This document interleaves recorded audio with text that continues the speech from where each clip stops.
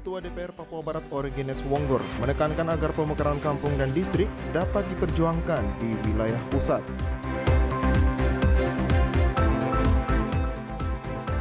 Perusahaan daerah air minum Fak-Fak mampu membayar pajak ke daerah dan ke negara sebesar 4 miliar rupiah di tahun 2021.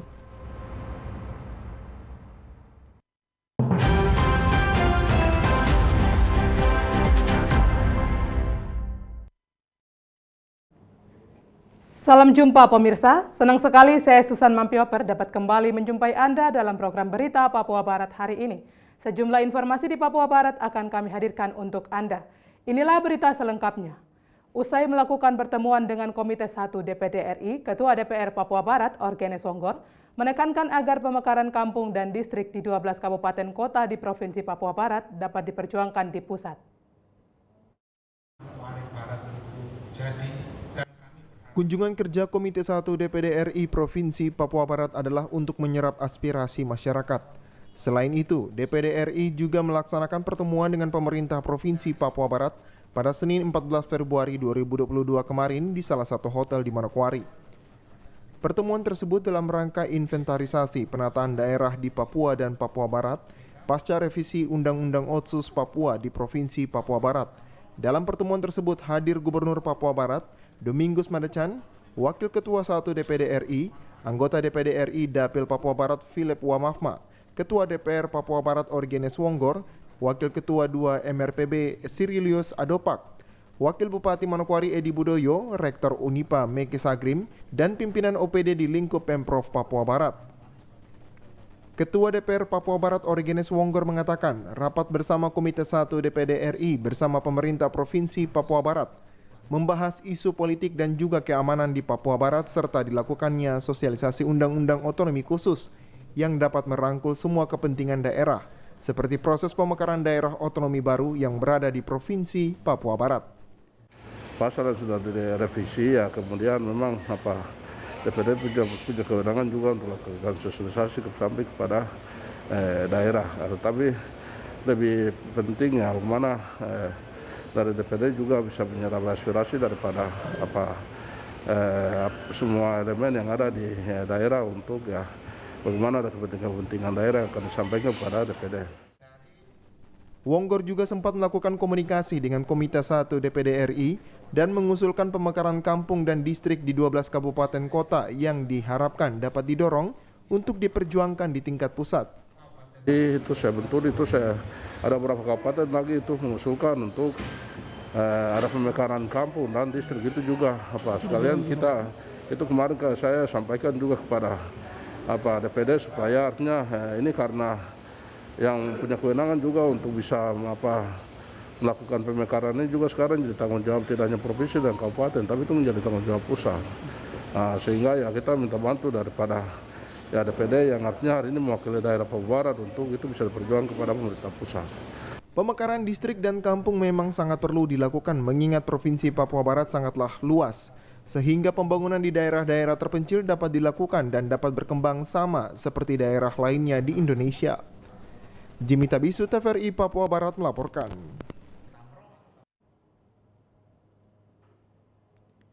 Pemirsa, Ketua DPR Papua Barat Orgenes Wonggor mendukung perpanjangan masa kepala daerah di Provinsi Papua Barat hingga tahun 2024 agar proses jalannya pemerintahan di daerah dapat berjalan dengan baik.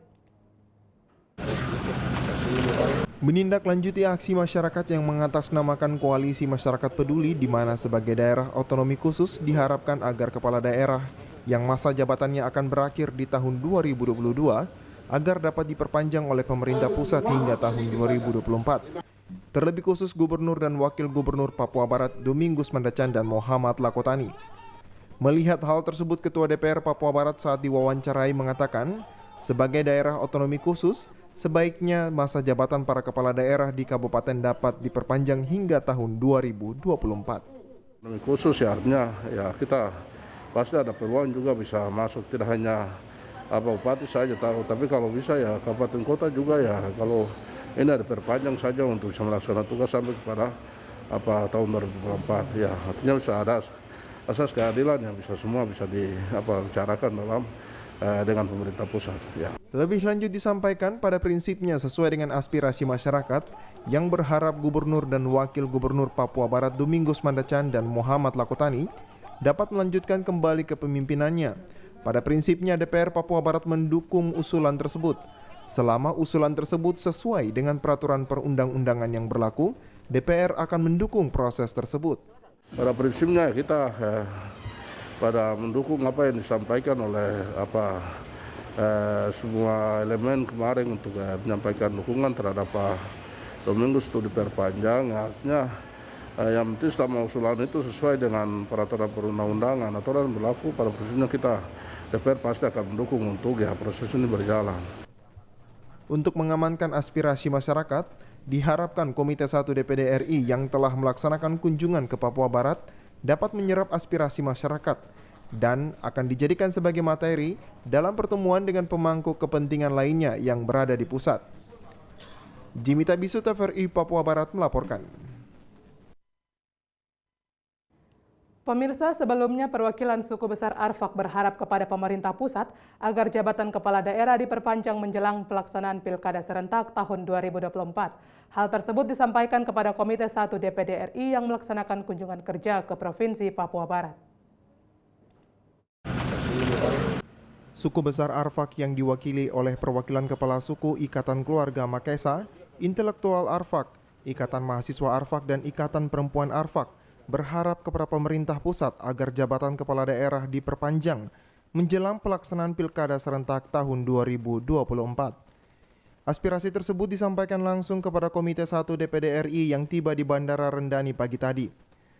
Dengan membentangkan spanduk bertuliskan "Kami keluarga besar suku Arfak Papua Barat menyampaikan dengan tegas kepada pemerintah pusat dapat mendukung dan memperjuangkan penetapan uji kelayakan jabatan kepala daerah diperpanjang jelang Pilkada serentak tahun 2024. Girson Mandacan selaku koordinator menyampaikan aspirasi bahwa sebagai suku besar Arfak dan juga komponen masyarakat di Papua Barat meminta dengan tegas kepada pemerintah Republik Indonesia untuk meneruskan jabatan gubernur dan wakil gubernur Papua Barat sebagai wujud dari implementasi Undang-Undang Otsus dan mendukung penetapan uji kelayakan kepala daerah. Meminta kepada Presiden Republik Indonesia untuk mengeluarkan surat perpanjangan masa jabatan gubernur dan wakil gubernur. Hal tersebut harus segera ditindaklanjuti agar stabilitas keamanan di daerah dapat berjalan dengan baik. Kami suku besar Arfak, Provinsi Papua Barat, bersama seluruh komponen masyarakat di Papua Barat yang mendiami kepala gubernur, meminta dengan tegas kepada pemerintah Republik Indonesia untuk meneruskan masa jabatan gubernur dan wakil gubernur Papua Barat untuk masa bakti 2022-2024 sebagai wujud dari undang-undang konstitusi pada wilayah kekhususan. 2. Kami suku besar Arfak, Provinsi Papua Barat, bersama seluruh komponen masyarakat di Papua Barat yang mendiami kepala gubernur mendukung penetapan uji kelayakan jabatan kepala daerah diperpanjang terhitung sejak masa jabatan kepala daerah sampai 2024. Wakil Ketua 1 DPD RI Nono Sampono mengatakan pernyataan sikap yang disampaikan perwakilan masyarakat Arfak akan ditindaklanjuti dan diperjuangkan oleh DPD RI sesuai dengan apa yang menjadi harapan masyarakat Papua Barat, daerah kekhususan di Indonesia khususnya Papua, Papua Barat, dan Aceh serta daerah lainnya. DPD RI akan berjuang bersama DPR dan pemerintah akan bersama meyakinkan pusat agar aspirasi masyarakat akan dapat dilaksanakan. Ya. Papua Barat tentu berbeda dengan yang lainnya. Sama dengan Provinsi Papua, sama dengan Aceh, sehingga diberikan hak istimewa. Nah, dari situlah kita akan mengambil pintu masuk ruang untuk memperjuangkan aspirasi ini. Percayalah, kami akan berjuang, dan teman-teman kami yang ada di sini juga ada Pak Filen, juga Pak Mamberon, ya, dan lain-lain, ini semua juga ikut memperjuangkan itu, ya. Mudah-mudahan aspirasi ini akan kita perjuangkan, tetapi terus terang DPD RI tidak sendiri. Proses ini harus bersama-sama dengan DPR, harus bersama-sama dengan pemerintah, minimal 3 itu. Papua Barat sebagai daerah otonomi khusus tentunya harus mendapat kekhususan dari pemerintah pusat. Untuk itu masyarakat suku Arfak berharap agar pemerintah pusat dapat menyetujui dan mengeluarkan surat perpanjangan masa jabatan gubernur dan wakil gubernur hingga pilkada serentak pada tahun 2024 mendatang. Jimmy Tabisu, TVRI Papua Barat melaporkan. Perusahaan daerah air minum Fak-Fak mampu membayar pajak ke daerah dan ke negara sebesar 4 miliar rupiah tahun 2021 setelah berubah menjadi perusahaan umum daerah Tirta Pala. Hal tersebut dijelaskan Ketua Dewan Pengawas Perusda Tirta Pala Charles Kambu yang didampingi Direktur Utama Perusda Air Minum, Munir Harahap. Charles Kambu mengatakan perusahaan daerah air minum dalam Perda nomor 1 tahun 1993 lalu diubah menjadi Perusda Air Minum Tirta Pala dengan menggunakan Perda nomor 11 tahun 2021. Menurut Charles Kambu, perubahan itu dilakukan berdasarkan petunjuk dari pusat. Kami dari selaku Ketua Dewan Pengawas Perusahaan Umum Daerah Air Minum Tirta Pala Fak-Fak berdasarkan Perda 1 tahun 93, itu perusahaan ini sebelumnya nama Perusahaan Daerah Air Minum atau PDAM, Perda 1 tahun 93. Kemudian perjalanannya kurang lebih 28 tahun, lalu diganti berdasarkan petunjuk dari pusat bahwa semua PDAM agar dirubah nomenklaturnya menjadi Perusahaan Umum Daerah Air Minum.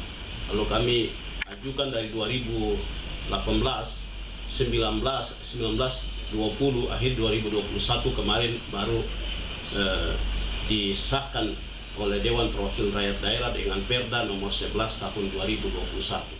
Perusahaan telah memenuhi kewajiban ke kas daerah Kabupaten Fak-Fak sebesar kurang lebih 3 miliar sesuai dengan Perda nomor 1 tahun 1993 pasal 45 dan Perda nomor 11 tahun 2021 sehingga kewajiban penyetoran ke pusat sebesar 1,9 miliar dan kepada provinsi terkait pajak air permukaan sebesar 84 juta rupiah lebih dengan total penyetoran kurang lebih 4 miliar rupiah atau sebesar 3 miliar 959 juta rupiah.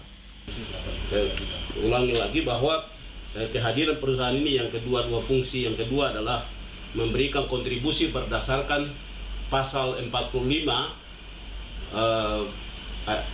huruf A dan F itu menyetor 55% ke kas daerah. Itu yang kami sudah store. Kemudian tambah dengan ada perintah dari pasal 120 dari Perda 11 2021, maka yang kami sudah store ke kas daerah itu sebesar 2 miliar 176 juta 177 ribu sekian, kurang lebih 3 miliar. Kemudian store ke pusat pajak negara 1,69 miliar. Kemudian ke provinsi 84,6 juta. Total 5 tahun buku. Selama 5 tahun buku yang saya selaku Ketua Dewan Pengawas bersama Direktur dan teman-teman tukang ledeng di PDAM berjuang, itu adalah kurang lebih 4 miliar. Sementara itu, Ketua Dewan Pengawas Perusda Tirta Pala menjelaskan bahwa Perusda Tirta Pala dari tahun buku 2017 hingga tahun buku 2021 telah diaudit oleh konsultan publik terkait keuangan dan oleh BPKP terkait kinerja perusahaan. Dan dinyatakan oleh Kementerian PUPR RI bahwa Perusda Tirta Pala dinyatakan sehat dan dapat meraih laba sebelum pajak sebesar 10 miliar 200 juta rupiah lebih. Dari Kabupaten Fak-Fak, Frans Tamaela, TVRI Papua Barat melaporkan. Pemirsa, informasi selanjutnya akan hadir setelah jeda berikut ini. Tetaplah bersama kami.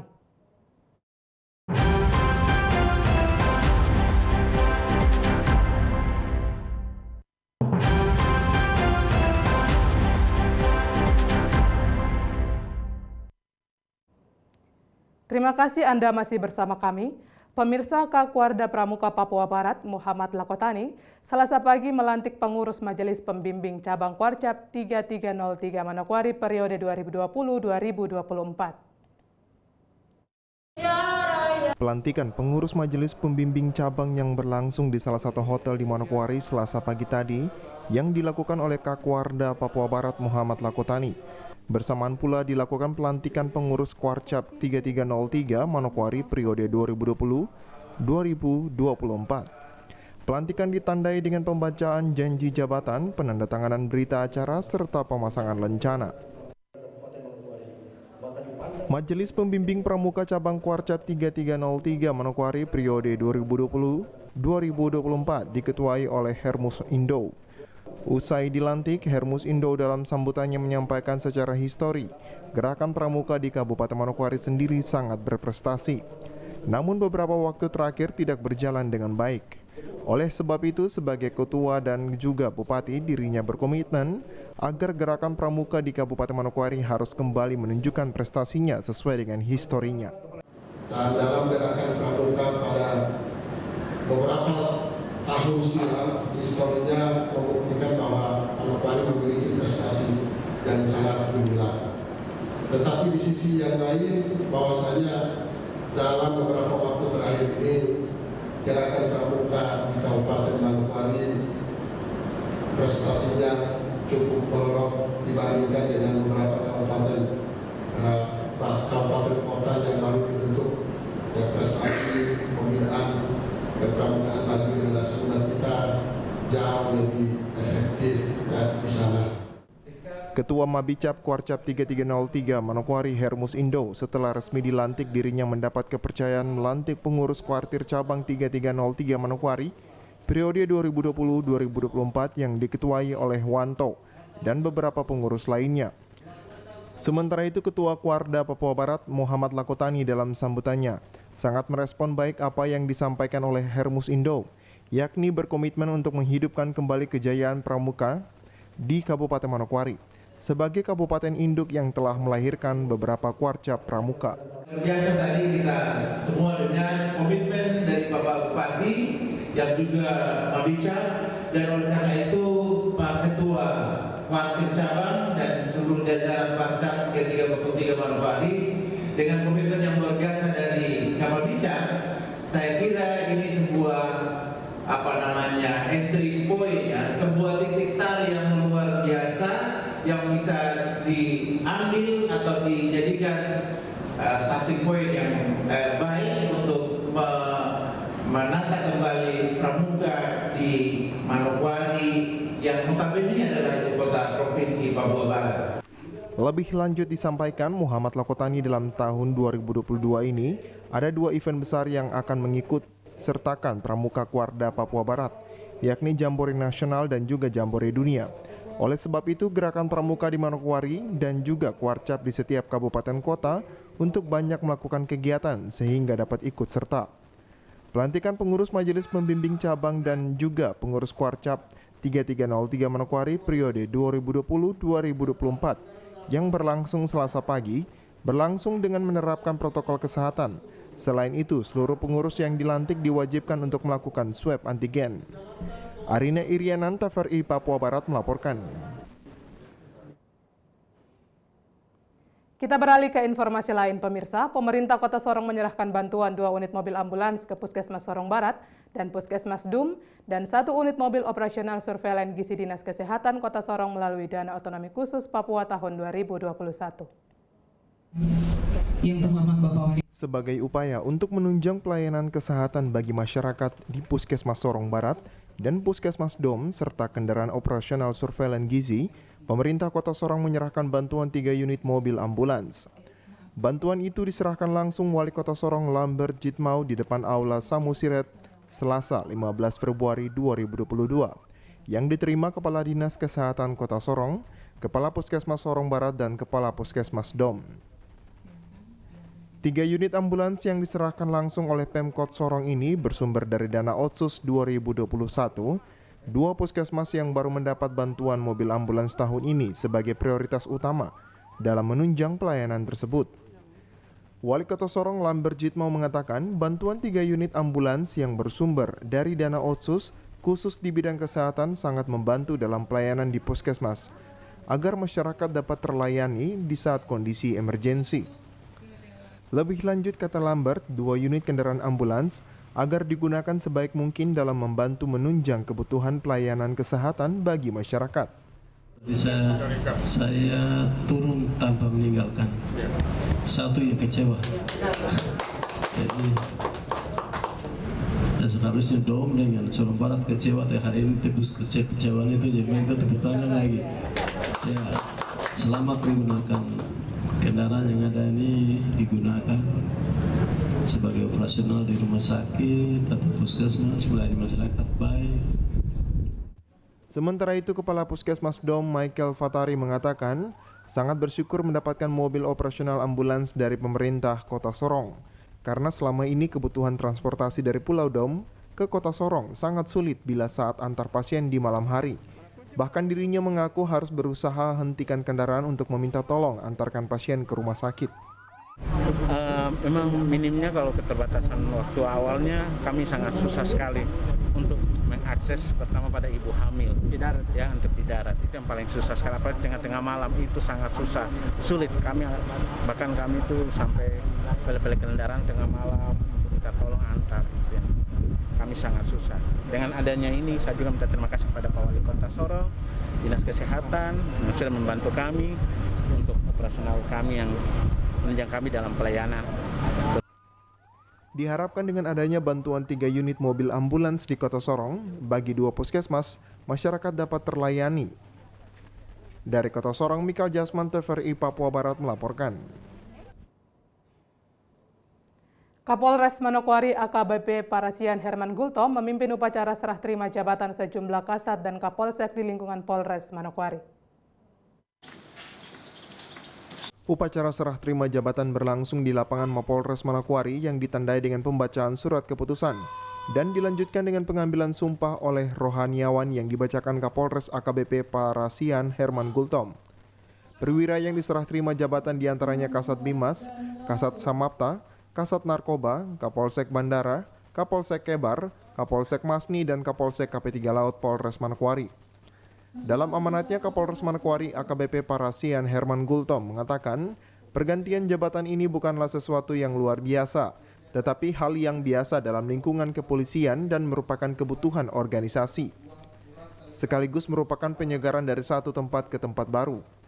Gultom menyebutkan pergeseran ini dipandang perlu agar bisa optimal semata-mata menciptakan Kamtipmas yang aman dan kondusif di wilayah hukum Polres Manokwari. Upacara pengukuhan jabatan serta serah terima jabatan di lingkungan Polres Manokwari. Kegiatan dalam hal ini bukanlah sesuatu yang luar biasa, tetapi hal yang biasa di dalam lingkungan kepolisian dan merupakan kebutuhan organisasi sekaligus merupakan suatu penghormatan atau penyegaran dari suatu tempat ke tempat baru. Kapolres dengan tegas meminta agar para pejabat yang baru mampu melihat segala persoalan yang timbul, sehingga gangguan Kamtipmas yang terjadi di tengah-tengah masyarakat dapat diselesaikan tanpa adanya kekerasan. Agar visi misi Polri yaitu pelindung dan pengayuh masyarakat dapat dilaksanakan dengan baik. Selesaikan semua persoalan yang timbul, sehingga gangguan Kamtipmas, terutama ketidakpuasan daripada kelompok-kelompok masyarakat kepada pihak-pihak terkait, yang intinya selaku anggota harus selalu siap waspada dari gangguan Kamtipmas yang terjadi di masyarakat, sehingga permasalahan yang muncul dapat diselesaikan tanpa harus dengan tindakan kekerasan. Dengan kata lain, secara tidak langsung bahwa visi dan misi Polri selaku pemelihara Kamtipmas, pelindung, pengayuh, dan pelayan masyarakat dapat dilaksanakan dengan baik. Hadir dalam upacara serah terima jabatan Wakapolres Kompol Agustina Sineri, Kabak Sumda, Kasat Lantas dan Kasat Reskrim Polres Manokwari. Natalindo Kerewai, TVRI Papua Barat melaporkan. Pemirsa, informasi selanjutnya akan hadir setelah jeda berikut ini. Tetaplah bersama kami.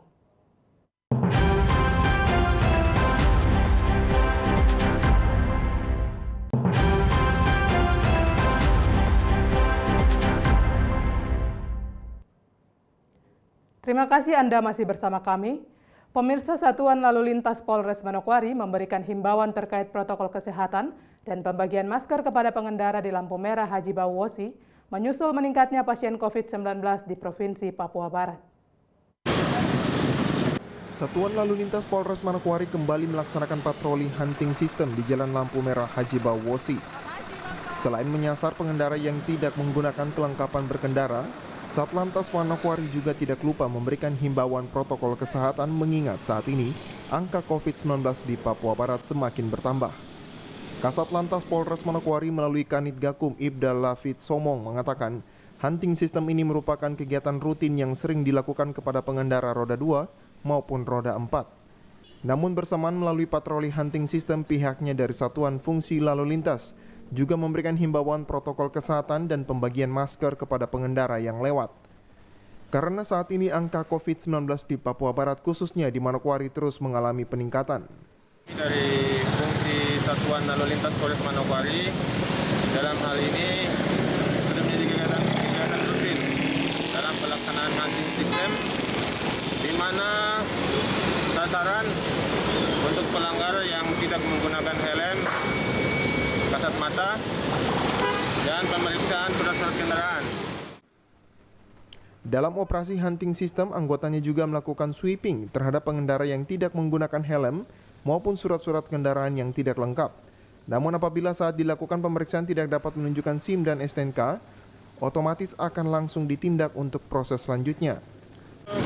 Surat-surat yang belum lengkap, ya kita lihat dari jenis pelanggarannya. Kalau dia tidak menggunakan helm, mungkin kita arahkan untuk mengambil helm. Dan kalaupun pada saat pemeriksaan surat-surat kendaraan tidak dapat menunjukkan SIM dan STNK, otomatis kita tindak. Patroli hunting system masih terus dilakukan Satuan Lalu Lintas Polres Manokwari agar masyarakat semakin tertib berlalu lintas di jalan raya. Natalindo Kerewait, TVRI Papua Barat melaporkan. Pemirsa, informasi tadi sekaligus menutup jumpa kita dalam program Berita Papua Barat hari ini. Kami tetap mengajak Anda untuk mencegah penyebaran COVID-19 dengan cara memakai masker, mencuci tangan pakai sabun dengan air yang mengalir, menjaga jarak, menjauhi kerumunan, serta membatasi mobilitas dan bersedia divaksin sesuai kebijakan pemerintah. Indonesia pulih karena aku, Indonesia pulih karena kamu, Indonesia pulih karena kita. Mewakili kerabat kerja yang bertugas, saya Susan Mampioper mengucapkan terima kasih dan sampai jumpa.